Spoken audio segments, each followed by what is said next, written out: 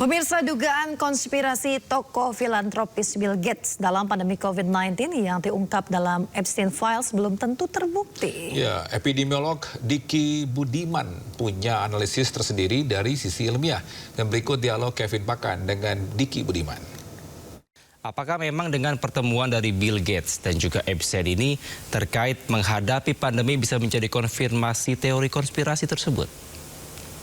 Bukti sejauh ini menunjukkan bahwa secara biomolekuler adanya COVID-19 pandemi itu lebih mengarah pada penyebabnya dari alam liar ya. Jadi adanya spillover namanya. Jadi secara biomolekular itu tidak ada bukti saintifik ya ilmiah yang mengarahkan bahwa ini adalah rekayasa. Ini sudah satu hal atau fakta yang tidak bisa dibantah sekali lagi secara ilmiah tentu kalau kita bicara ilmiah.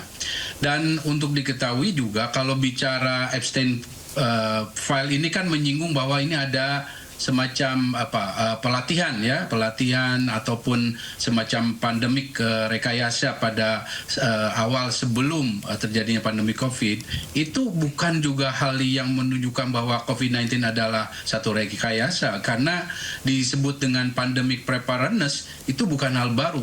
Dari masa SARS ya, dulu saya juga terlibat di masa SARS tahun 2000-an, atau Ebola, atau misalnya bahkan di masa sebelumnya pandemik swine flu atau flu, itu kita dunia bahkan pada level nasional masing-masing negara bahkan diharuskan untuk melakukan semacam pelatihan atau exercise atau setidaknya tabletop exercise. Ini yang artinya mengharapkan bahwa negara itu siap untuk mengatasi, merespon ancaman yang disebut dengan penyakit X sebetulnya saat itu.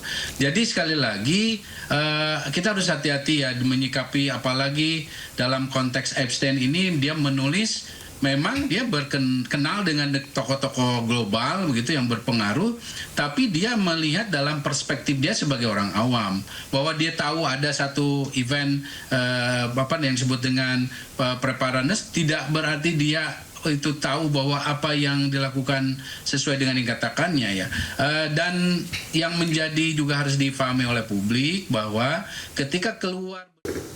Anda kembali di Sindo Today, pemirsa. Presiden Prabowo Subianto mengklaim proyek makan bergizi gratis selama 1 tahun pelaksanaan telah berdampak pada ketersediaan lapangan pekerjaan. Menurut Presiden, MBG sudah menciptakan setidaknya 1 juta lapangan kerja. Prabowo mengatakan 1 juta lapangan pekerjaan itu berasal dari 22.000 dapur umum yang sudah beroperasi di seluruh wilayah Indonesia. Prabowo menyebut dalam satu desa yang terdistribusi MBG, paling tidak terdapat 10 hingga 20 orang yang bisa bekerja sebagai pemasok bahan pangan. Kepala negara mengklaim lapangan pekerjaan yang tercipta dari pelaksanaan makanan gratis itu bakal bertambah seiring capaian penyaluran ke penerima manfaat. Menurutnya akan tercipta hingga 5 juta lapangan pekerjaan baru bila MBG sudah tersalur untuk 82 juta orang. Saya buktikan kepada saudara-saudara, Prabowo Subianto sebagai Presiden Republik Indonesia, saya telah menghasilkan sekarang 1 juta lapangan kerja hanya dari MBG. Di ujungnya kalau kita sampai 82 juta, kita akan menciptakan.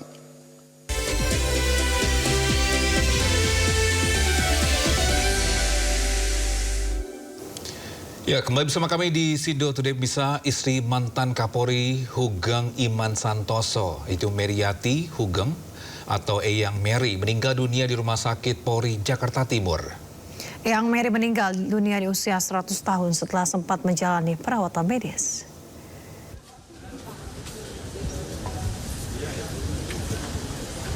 Meriati Hugeng atau Eyang Mary meninggal dunia di usia 100 tahun setelah menjalani perawatan intensif di Rumah Sakit Polri Kramat Jati.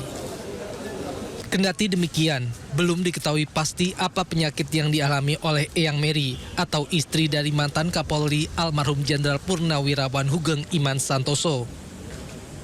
Sejumlah pejabat Polri hadir, antara lain Kepala Rumah Sakit Polri Brigjen Pol Prima Heru, Kapolres Bogor Kota Kombes Pol Rio Wahyu Anggoro, dan pejabat lainnya.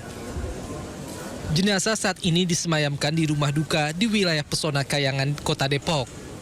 Dari Jakarta, Rizky Falufi, iNews melaporkan.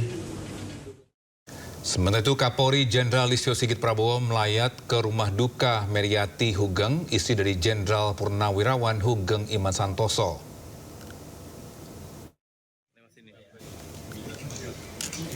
Ya, Jenderal Listio Sigit datang ke rumah duka bersama dengan Wakapolri Komjen Dedi Prasetyo. Setibanya di rumah duka, Kapolri beserta rombongan langsung mendoakan almarhumah dan menyampaikan bela sungkawa kepada pihak keluarga. Kepada awak media, Kapolri juga menyampaikan duka yang mendalam atas kepergian Meriati Hugeng atau biasa disapa Eyang Mary.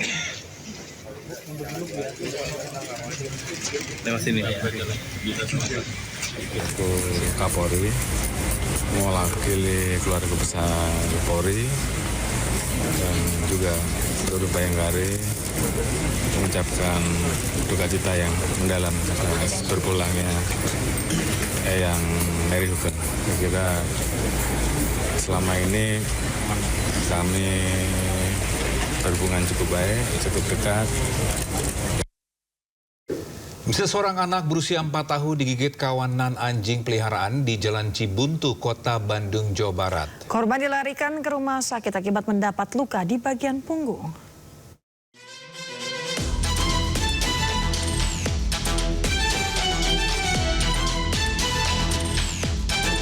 Inilah detik-detik saat kawanan anjing berjenis herder masuk ke pemukiman warga di Jalan Cibuntu, Kota Bandung, Jawa Barat.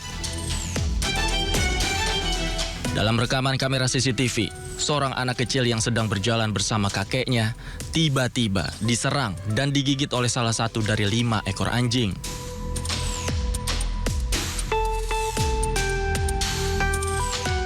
Warga pun berusaha mengejar kawanan anjing dengan membawa sejumlah barang untuk mengusir hingga 5 ekor anjing tersebut melarikan diri.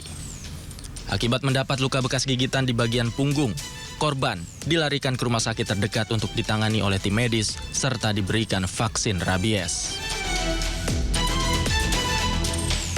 Menurut salah satu kerabat korban, kawanan anjing diduga sebagai peliharaan yang terlepas sebab ditemukan kalung dan chip di leher 5 anjing tersebut.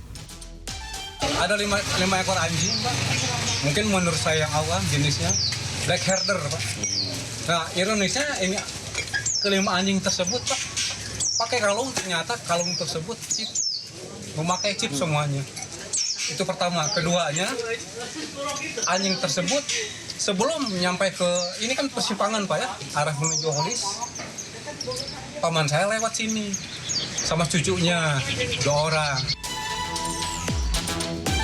Pasca insiden ini, pemilik 5 anjing ini telah menemui keluarga korban untuk menyelesaikan secara kekeluargaan.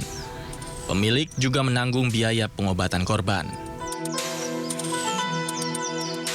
Dari Bandung, Jawa Barat, Jupita Melana, iNews melaporkan.